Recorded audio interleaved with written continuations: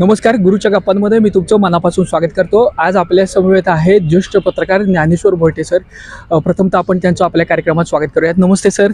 नमस्ते sir, जिल्हा परिषद पंचायत समितीची रणधुमाळी आपण सर्वांनी अनुभवली. खऱ्या अर्थानं या निवडणुकीच्या अनुषंगानं राज्याचे मुख्यमंत्री देवेंद्र फडणवीस यांनी साताऱ्यामध्ये एका कार्यक्रमात भाकीत केलं होतं की जिल्हा परिषदेमध्ये भारतीय जनता पक्षाचा झेंडा फडकणार.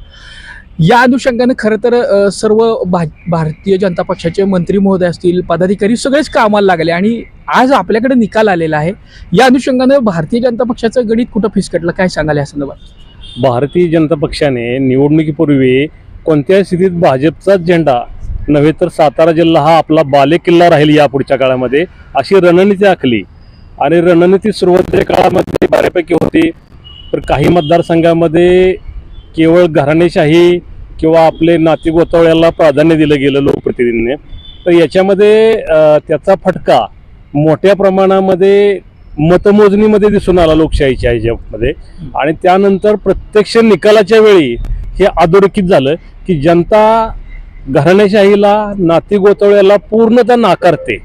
आणि सातारा जिल्हा परिषदेमध्ये तसं पाहिलं तर 65 जिल्हा परिषद गटाचा गट आहेत आणि 130 पंचायत समितीचे गण आहेत.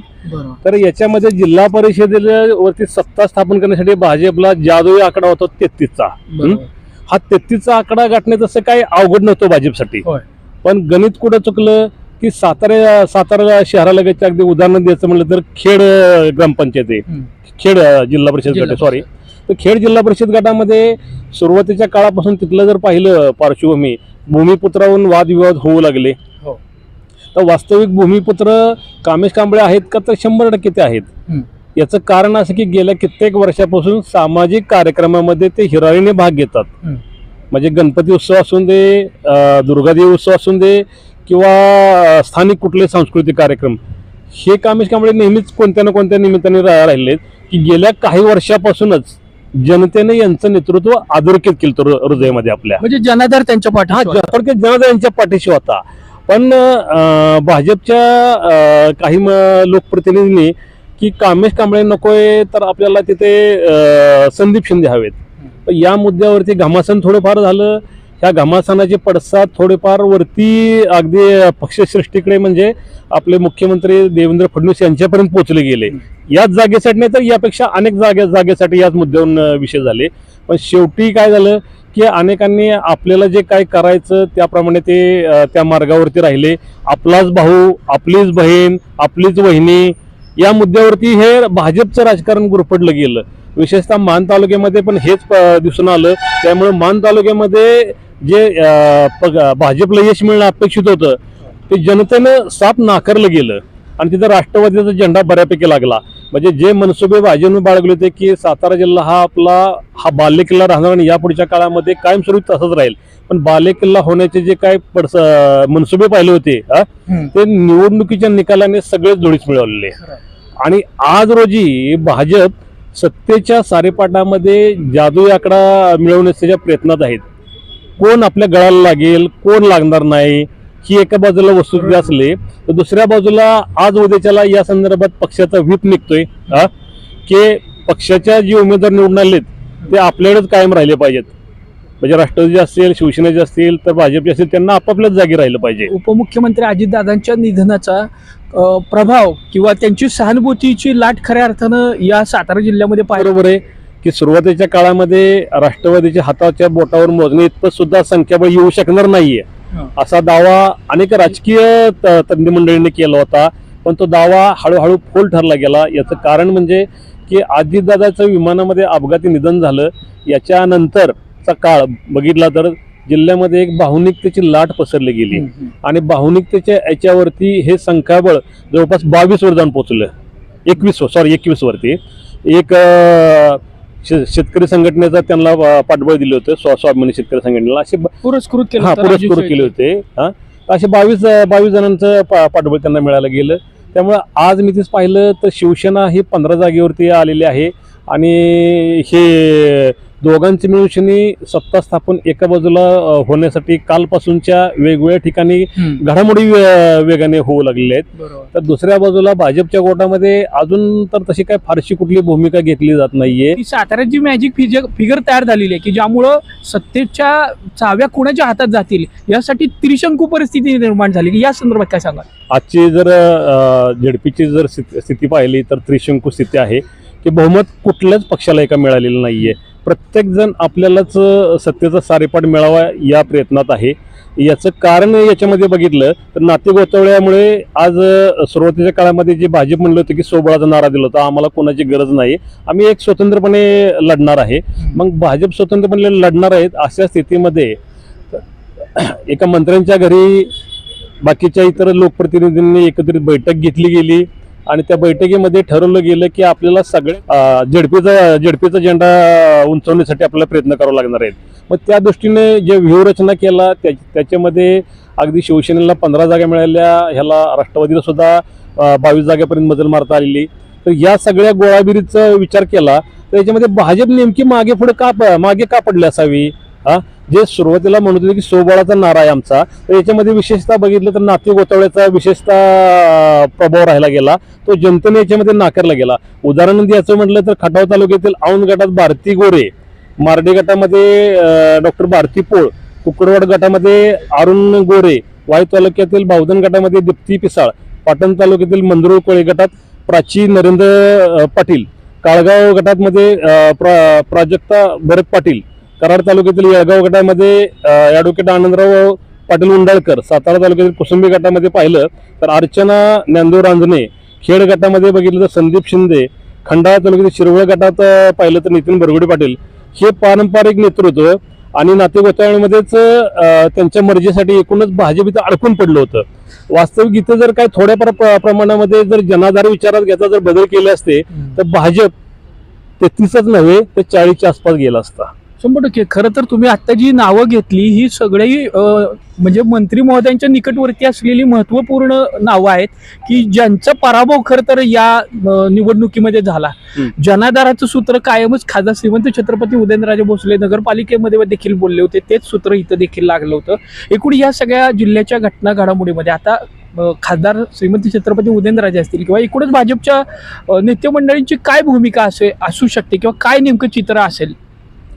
आता भाजपच्या नेते मंडळींचं भूमिका ते अद्याप तर काय स्पष्ट करत नाही. ते वरिष्ठांशी चर्चा करून याबाबत निर्णय घेतला जाईल अशी त्यांची भूमिका असणार आहे. ज्याप्रमाणे काल परवा ज्या चर्चा झाल्यात लोकप्रतिनिधींच्या काही खाजगी बैठकीमध्ये की आम्ही आमच्या जिल्ह्यातील प्रमुख कार्यकर्त्यांशी आणि वरिष्ठांशी बोलूनशीने आम्ही सत्ता स्थापनेचा निर्णय लवकरच योग्य त्या पद्धतीने घेतला जाईल. ही जशी शिवसेना आणि राष्ट्रवादीची भूमिका आहे त्याप्रमाणे भाजप तर अजून कुठेही बोलत नाहीत. कदाचित ही लोक भाजपच्या भूमिकेवरती अवलंबून असावीत. जे एका बाजूला जिल्ह्यामध्ये भारतीय जनता पक्षाचं भाकीत जे मुख्यमंत्र्यांनी केलं होतं ते खरं करण्यासाठी कदाचित येत्या काळामध्ये सुनेत्राताईंची भूमिका निर्णायक ठरेल.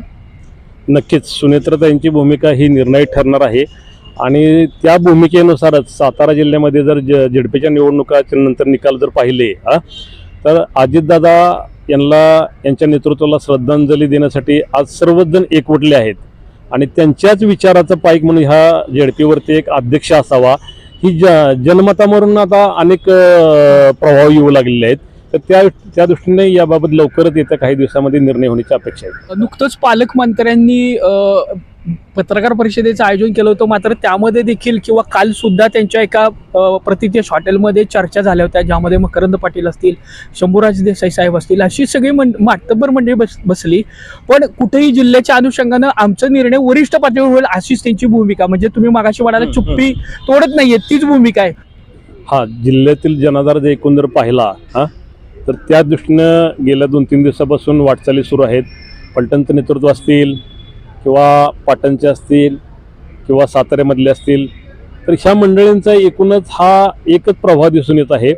आज रोज जर हे कुठल्याही मुद्द्यावरती जरी ह्यांना बोलतं करायचं म्हटलं माध्यम प्रतिनिधींनी तरी एकही ब्रशब्द काढत नाही की आमचा निर्णय ठरला आहे आणि या पद्धतीने आम्ही पुढे वाटचाल करतो. हे स्पष्ट भूमिका कोणच सांगत नाहीत. परंतु जे निवडणुकीपूर्वी त्यांनी भूमिका घेतली होती की भाजप जसं सोबळावरती लढणार आहे हा. हा, तसं आम्ही मग जिल्ह्यामध्ये जर आमचं नेतृत्व हवं असेल तर आम्ही बाबा शिवसेना राष्ट्रवादी या पद्धतीने एकत्रित येऊन आम्ही पुढे जाणारच. कारण ह्या पद्धतीने पुढे गेले तर आपले येणारे 5 वर्षाला काही अडचणी येणार नाहीत. कदाचित पुढची जी काय विधानसभेची समीकरण आहेत याच्यावरतीच ठाण मांडून असणार आहेत. ही एका बाजूला स्थिती राहणार आहे. ती जशी स्थिती ह्या पद्धतीने विचार केला जातो तसाच भाजपच्या मंडळीने त्या पद्धतीने विचार करू लागलेत की जर असं झालं तर आपण नेमकी भूमिका कुठली घ्यायची. हा, मग जे केंद्रात आणि राज्यात सत्तेची समीकरण काही वर्षापूर्वी अवलंबली होती हा, तीच कदाचित येत्या झेडपीच्या निवडणुकीमध्ये 2 पावलं मागे सरत भाजप कदाचित निर्णय घेऊ शकते. खरं तर भारतीय जनता पक्ष हा कायमच निर्णायक भूमिकेमध्ये आपल्याला अनेकदा पाहायला मिळालेला आहे. तुम्ही जसं म्हणाल की आगामी विधानसभा असतील किंवा जिल्हा बँक आहे या अनुषंगानं सुद्धा ही स्थित्यंतर घेण्यासाठी वेळ दिला जात असेल या सर्व नेते मंडळींकडून. साहजिकच आहे. त्यासाठी वेळ लोकांना हवाच असतो की कोणत्याही ह्याच्यामध्ये अगदी गावगाड्यातील तुमची सोसायटीची निवडणूक पाहिली तर अनेकांना 40-40 वर्षे आपल्याला वाटतं की जागा सोडू वाटत नाही. 40 वर्षानंतर वाटतं की हे अखेरच्या श्वासापर्यंत पद आपल्याच घरात राहिलं पाहिजे. मग तो नाही तर त्याचा मुलगा, तो नसेल तर त्याचा पुतण्या किंवा भाऊ या मंडळीकडे हे नेतृत्व सरकवण्याचा प्रयत्न करतं. पण सामान्यांच्याकडे जर गेलं तर त्यांना वाटतं की आपल्यातून हे सगळं सुटलं गेलेलं आहे. तीच पद्धत जिल्ह्याच्या राजकारणात सुद्धा अवलंबली गेलेली आहे प्रत्येक पक्षांनी. कारण प्रत्येक पक्षाला वाटतं की आपला हा बालेकिल्ला आहे तो कायम राहिला पाहिजे. काँग्रेसला सुरुवातीचा बालेकिल्ला होता, त्याला वाटत होतं की कधीच हा बालेकिल्ला आपल्या हातून जाणार नाहीये. पण पुढच्या काळात 99 नंतर हा राष्ट्रवादीच्या ताब्यात आला. आता गेल्या काही महिन्यापासून जी काही रचना केली होती भाजपने की सातारा हा कोणत्याही स्थितीत आपल्याला बालेकिल्लाच बनवायचा आहे. परंतु त्यांच्यातल्या काही अंतर्गत बंडाळीमुळे अंतर्गत काही संघर्ष झाले, एकमत नसल्यामुळे कदाचित त्यांना जादुई आकडा गाठता आला नाही. त्यामुळे आज बॅकफूट राहावं लागले. यातून जर त्यांना बोध घेतला तर येणाऱ्या 2029च्या निवडणुकीमध्ये याच्यापेक्षा मोठ्या ताकदीने हा भाजप पुढे जाऊ शकतो. जर बोध घेऊन आत्मचिंतन नाही केलं तर हा भाजपला जे काय बालेकिल्ला बनवायचे मनसुबे ते फक्त मनसुबेच राहू शकतात. की जिल्ह्याच्या एकूणच राजकारणामध्ये भारतीय जनता पक्ष यांचं जे भाकीत केलेलं होतं त्याला अनुषंगिक सगळ्या घटना घडत गेल्या. ज्यानंतर शंभूराजे देसाई असतील यांच्यावरती निवडणुकीच्या अनुषंगानं भारतीय जनता पक्षाच्या मंत्री महोदयांकडून देखील टीका टिप्पणी होत होती. एक वाद कुठल्या तरी राजकीय पटलावरती ठिणग्या पडत होत्या. आता येणाऱ्या सत्ता समीकरणामध्ये निश्चितच शंभूराजे देसाईंना सोबत घेतलं जाईल की मकरंद पाटील ह्या प्रमुख भूमिकेत राहतील, काय वाटतंय तुम्हाला? नाही, आता तर प्रत्येक लोकप्रतिनिधीची भूमिका आहे की आपलं जे मनातलं अंतरंग आहे ते ओटावा आणत नाहीत, त्यांना आणायचंय.